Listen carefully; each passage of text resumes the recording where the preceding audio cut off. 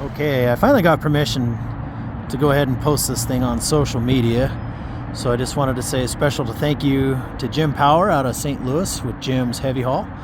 You can follow him on Facebook. I'm not sure what other platforms he's on, but this is his first Peterbilt. So no pressure. I hope I didn't screw it up.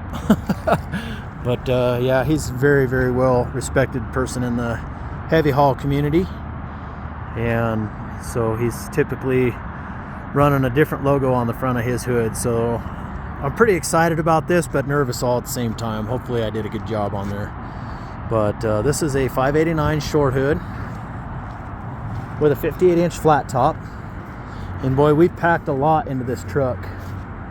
I think we got her down to a 287 wheelbase.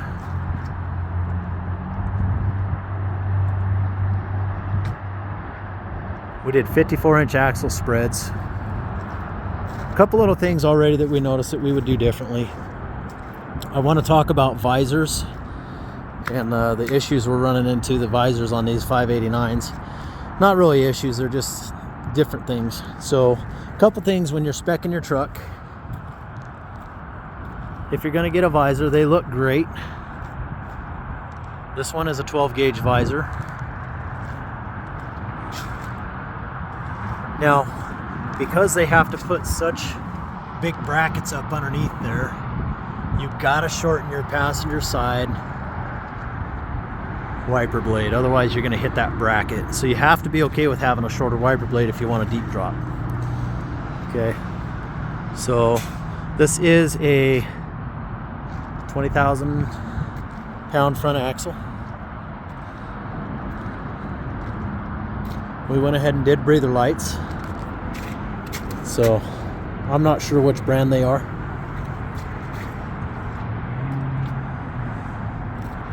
I didn't do the furthest offset. Now here's one of the issues that I'm running into, and I want to highlight this real fast, is if we go with a deeper offset and a 4 1/4 tire, you're going to come out further. So we're trying to find a solution, and maybe you guys can give me some suggestions on where I can find some fenders that we could add on here that's not like gonna break the bank. Because from Peterbilt on these, they only offer the 2.5-inch fender flares, where we're gonna get the 4-inch fender flares on the 567, but their fender radius is not quite the same. So a little bit different, if you know what I mean. So now you can see there the profile of the visor.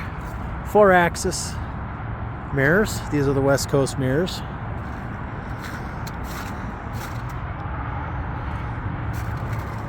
Whoever built these did a really nice job of following the lines of the cab.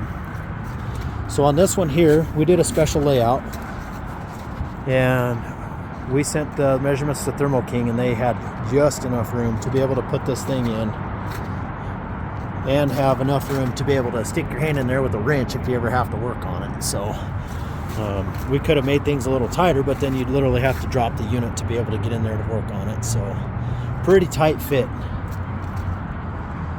So Jim knew exactly how much fuel he needed on this truck. So we did 75 gallons of fuel on this side. The smallest split tank we can do is a 50 gallon. It's a little bit large for what he does, but it's just because of the way the tanks have to be made and the bulkheads and how your mounting brackets are going to be put on your truck. It's just an extremely tight fit and difficult thing to do. So Jim's going to put a headache rack on here. He decided to put his condenser down here on this side for his APU. We could have done it in the center or up back, but he wanted where it could be a little bit more accessible. Just simple little things so you can get to fittings and do some maintenance item stuff there. So MCO installed our PTO, so we put our 2-line wet kit here.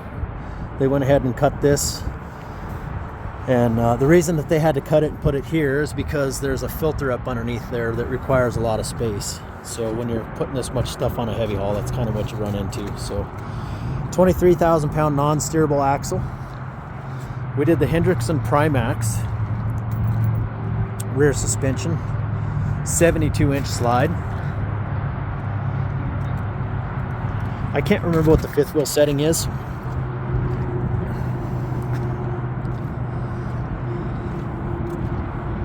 Got the weighted mud flaps. These are the FB hangers. I talk about these a little bit. They just give you a little more space with your landing gear. Some people like them, some people don't like them so much. He is rolling on the 24 tall rubber.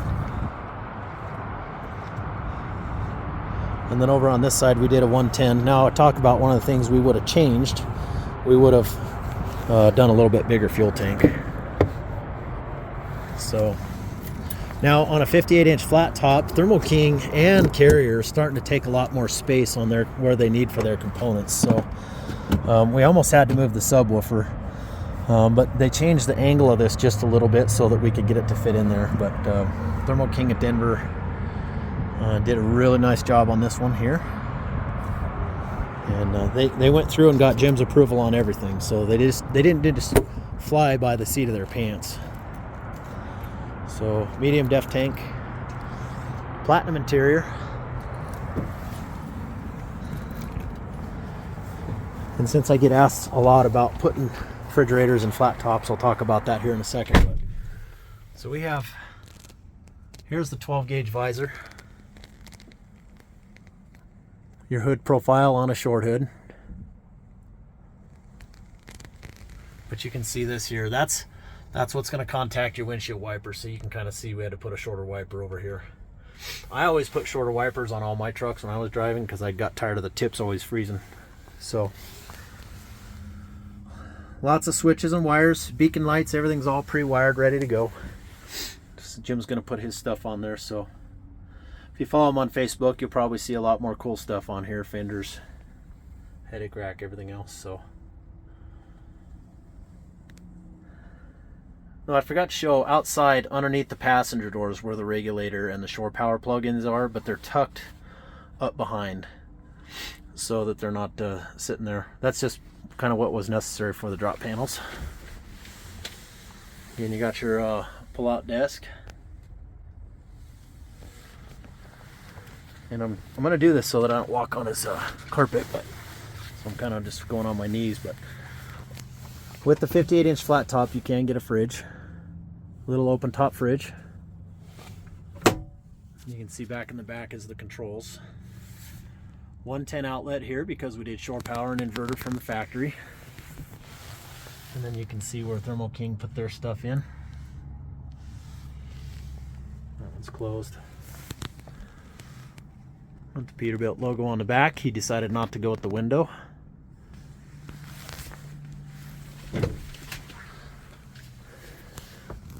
And we had to make a little adjustment here. We had to move the controller for the inverter over here. Thermo King did that so that they could put their new controller right there. So you got your desk. This is a pull-out desk, so to speak. You got a little bit of storage here. Cup holders back there. A couple extra plug-ins here. Do have HVAC from when the truck's idling if you need it back there. Tilting windows. And that's about it, guys. So give Jim a big thumbs up and congratulations on his new Peterbilt. It's the first one. Hopefully it's not your last one, Jim. I really appreciate you taking a chance on me on this one here. So if you guys have any questions, give me a call, 970-518-5520. And we'll talk soon. Stay safe, everybody.